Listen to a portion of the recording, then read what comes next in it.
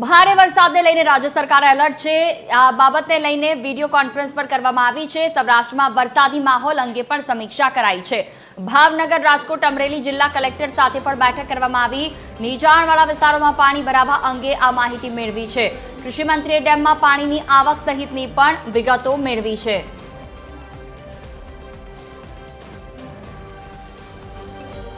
Disaster મેનેજમેન્ટના અધિકારીઓ પણ આ બેઠકમાં હાજર છે। નીચાણવાળા વિસ્તારોમાં પાણી ભરાવા અંગે માહિતી મેળવવામાં આવી છે। સૌરાષ્ટ્ર અને દક્ષિણ ગુજરાત આ બંને જગ્યાઓ પર સતત વરસાદી માહોલ છે। અનેક એવા વિસ્તારો કે જ્યાં ખેતરો બેટમાં ફેરવાયા છે। માત્ર ને માત્ર હાઈવે દેખાઈ રહ્યા છે। તમામ ખેતરો પાણીમાં ગરકાવ થઈ ગયા છે। Associate editor Sonal Anadkar phone line પર જોડાયા છે મારી સાથે। જી સોનલ, જે રીતે વિડીયો કોન્ફરન્સથી અલગ અલગ જગ્યાઓ પર માહિતી મેળવવામાં આવી, શું સ્થિતિ રાજ્યમાં આવનારા સમયમાં કેટલો વરસાદ રહી શકે છે? અત્યારે ખેતરોની શું સ્થિતિ?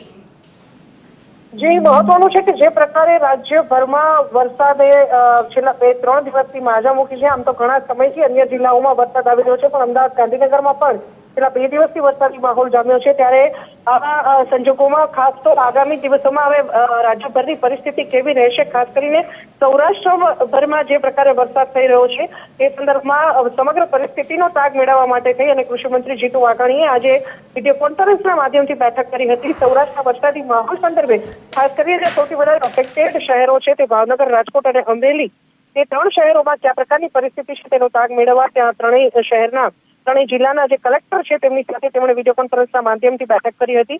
જે બેઠકમાં ડિઝાસ્ટર મેનેજમેન્ટના અધિકારીઓ પણ હાજર રહ્યા હતા અને મહત્વનું છે કે નીચાણવાળા વિસ્તારોમાં પાણી ભરાય તો કયા પ્રકારનો જે સ્થળાંતર કરવું, કયા સ્થળે કરવું, ડેમોમાં પાણીની આવક કયા પ્રકારની છે, કેટલી છે, આ તમામ બાબતો જે છે તે સમગ્ર માહિતીનો જે ભાગ છે તે આજે કૃષિ મંત્રીએ મેળવ્યો હતો। મહત્વનું છે કે અનેક ખેતરોમાં પણ પાણી ભરાઈ ગયા છે। જ્યાં ખેતર હતા ત્યાં પાણી દેખાઈ રહ્યા છે તેવી પરિસ્થિતિ છે। આવા સંજોગોમાં આગામી દિવસોમાં ખેડૂતોને કયા પ્રકારની સમસ્યા સર્જાઈ શકે છે તે સંદર્ભમાં પણ કૃષિ મંત્રીએ ખાસ તો ચર્ચા કરી હતી। બિલકુલ, તમામ જાણકારી બદલ આભાર સોનલ।